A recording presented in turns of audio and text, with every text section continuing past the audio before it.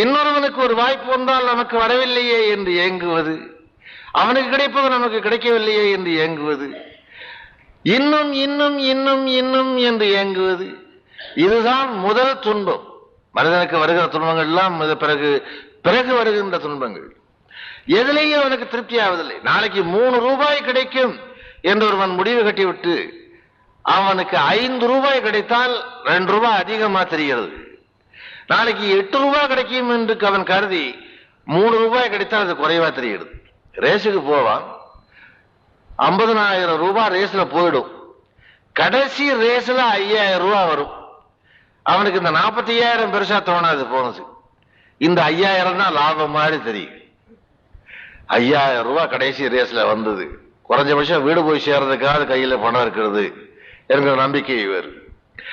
ஆசை குறைவாகவும் கிடைப்பது அதிகமாகவும்